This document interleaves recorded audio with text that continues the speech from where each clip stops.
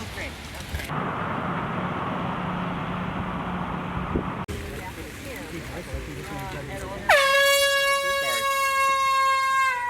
Sorry.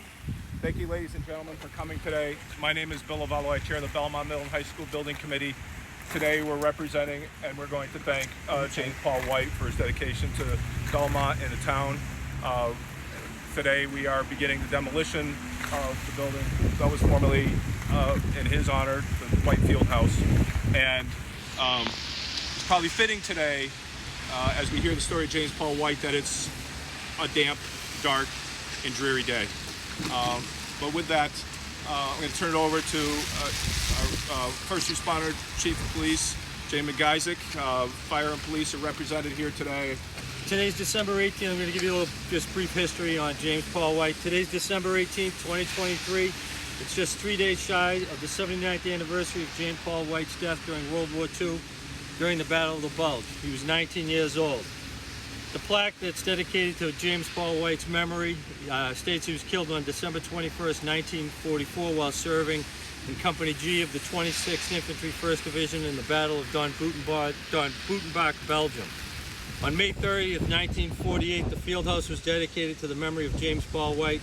From all accounts, Paul was a gifted athlete and outstanding student. He was co-captain of the hockey team, played soccer, and was a standout pitcher on the baseball team that won the league championship. A resolution drafted by the Board of Selectmen describes James Paul White as a boy whose ideals exemplified the spirit of Belmont youth.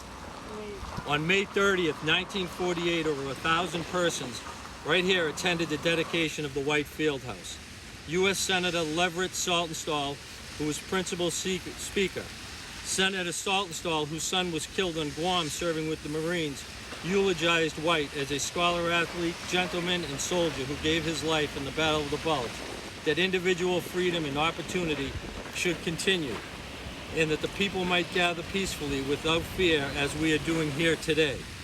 In 1947, a funeral was held at St. Joseph's Church for James Paul White as he became the first Belmont hero to be repatriated from an overseas cemetery.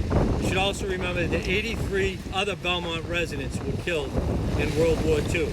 And James Paul White, in representing himself here, represents those other 83 young men that were killed in World War II as well.